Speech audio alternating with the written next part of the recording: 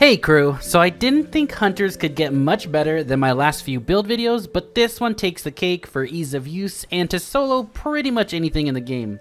I'm also not using the classy restoration mod from the artifact either because I wanted to see how it would play without it, and this might be the best solo build for soloing the dungeon without that mod.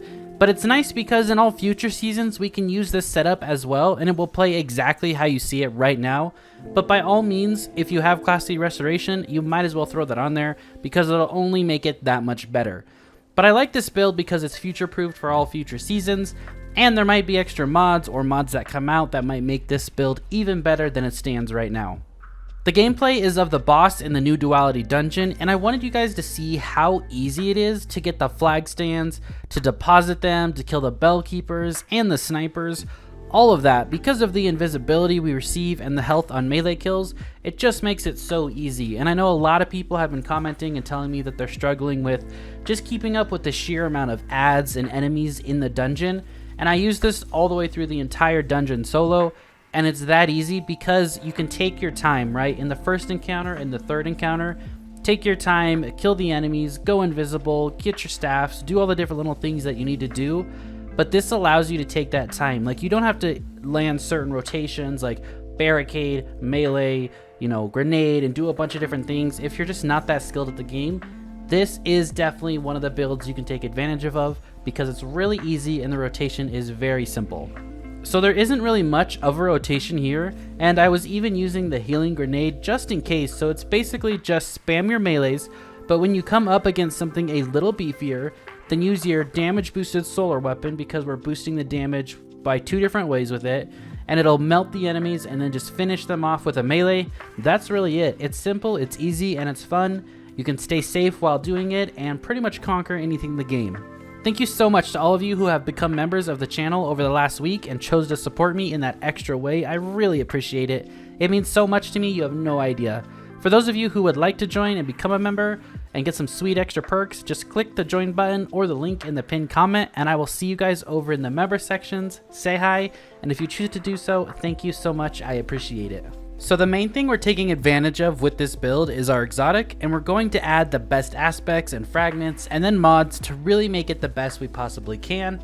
And if you have any suggestions, leave them down in the comments below for others because people might like your way more than mine, and that's perfectly fine. So the exotic we're using is Assassin's Cowl, and the intrinsic exotic perk is Vanishing Execution.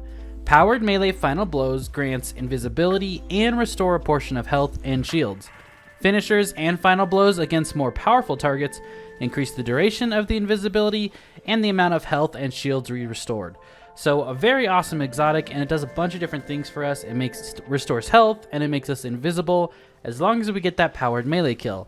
And as you can see, with the right build setup, we can always have a powered melee available to use. Now, a great weapon you compare this is anything with Incandescent. I actually finally got a Callus mini tool to drop with Incandescent and Unrelenting, so a pretty good combo perk. I really want Grave Robber Incandescent for this specific build because Grave Robber would reload my weapon on a melee kill, and it would pair so nicely with this build along with my Titan build with throwing hammers and stuff like that, right? So I'm looking for a Grave Robber Incandescent, but I'll take this one for right now. So for our subclass, we're using Blade Barrage, of course, one of the best supers in the game now, and that's really awesome. You want to be using Gambler's Dodge to triple jump. For me, I'm using Knife Trick, the fan of knives. I think it works the best with these types of builds. And then I also was rocking the healing grenade that you guys were seeing. I didn't even use it that much, so honestly, you could trade this out if you wanted to. The two aspects are Knock 'em Down and Gunpowder Gambler. So Knock 'em Down, Blade Barrage launches more projectiles. That's one thing we're taking advantage of. And the second thing is, while radiant, final blows with your equipped throwing knife fully refund your melee energy. We're always radiant with this build, so this we need to always have our melee up. And then I still like Gunpowder Gamble. If you want to trade that out, you can for On Your Mark, where you get 2 extra fragment slots, but I still like having that grenade in my pocket, that big boom, just in case I need it for different things. I didn't take advantage of it much in the gameplay that you saw, but I still really enjoy this thing. Now for the fragments, the main one that you want to have on for sure is Ember of Solace. Radiant and Restoration effects applied do have increased duration, so Radiant lasts up to 15 seconds, which is just great. You might really not need this, but it does add to Restoration and bumps it up to 10 seconds. So with our grenade healing us, right, it goes to 10 seconds instead. And same thing if you have the mod on from the Class C restoration from the artifact. We also have Ember of Torches here. Powered melee attacks against combatants make you and nearby allies radiant. This is giving us a 25% damage buff all the time because we're always radiant. We're throwing that on our mini tool to melt enemies compared and combined with incandescent, right? And then on top of that, we're going to power it up another time for another 25% damage boost for a total of 50, which is just going to be great. The last one we have is Ember of Singeing. Your class ability recharges faster when you scorch targets. We want to have a dodge available just in case we don't kill somebody with our melee or we miss our melee, so we can dodge next to an enemy and get that melee back for a second try. For our armor, we already saw Assassin's Cowl. I'm rocking Hands-On and Sword Ammo Finder and Elemental Charge on it. Hands-On to get faster super, and then Elemental Charge to become with Charge with Light when picking up a Solar Well. On the gauntlets here, we're running Melee Well Maker. That's how we're going to make our Solar Well. I'm also running Focusing Strike. Grants class ability energy when you cause damage with a melee attack. That means we can feed back into that class ability energy because, like I said earlier, we want to have it just in case we need it. I just threw this mod in here. You don't really need it. I would probably put Fastball or something else. Bolstering Destination. It grants class ability energy when you cause damage with a grenade. Then Resilience mod. I did have 100 Resilience with this build. I would love to get my mobility up and I would love to get my discipline up, but my Hunter armor sucks. So I need to farm some serious Hunter armor because I was not expecting to get Resilience this season. On the chest piece, we have Fawn of Might. We're getting a 25% weapon damage boost for 10 seconds every time we pick up a Solar Well. We're always picking up that Solar Well. Some more damage reduction with Armor of the Dying Star and Concussive Dampener. On our boots, I was rocking Lucent Blade in the gameplay you saw because I was using a sword. So I believe this is 30 or 35% damage buff for the sword.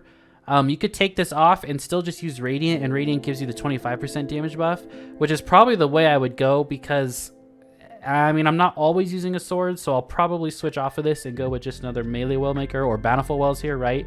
Just to feed more wells back into the ability of the build. And then we both had, I had Invigoration on here just to get the second part of this. Greatly increases the recharge rate of your equipped sword when you have another arc mod on. And then our class item, all I had was Solar Fulmination and Double Bomber to get some grenade while we're dodging, and then another Resilience mod. So as you can see, the mods really are a bunch of interchangeable mods. Like, you could take every one of these mods off except Melee Wellmaker, right, and Fawn of Might for the weapon damage boost, but you don't even really need the weapon damage boost when you're running Radiant with a subclass. So the mods on this build are really up to you. You could go even a Warmind Cell build and create Warmind Cells with solar damage, right? And you can spawn those with your melees. You can spawn them with your weapon. You can do all kinds of stuff with this build, which is what I really like about it. And it doesn't rely on any specific artifact mod. So you can set this up to last you out through the rest of the season, and it's a strong build. And if they do end up nerfing something to do with resilience, or they nerf, you know, the restoration effects of classy restoration, or even the restoration from like a healing grenade, if they end up nerfing and bringing that stuff back down a little bit, this will skyrocket the use of Assassin's Cowl and how powerful it is, and just keeping your team alive and being that guy that's able to pick up a res or do something when it needs to happen. So I hope you guys enjoyed this build. I hope you found it helpful. If you did, make sure to leave a like on the video. If you have not subscribed to the channel, make sure you do so. Thank you guys so much for watching my content. I really appreciate it, and I'll see you all in the next video. Have a great rest of your day.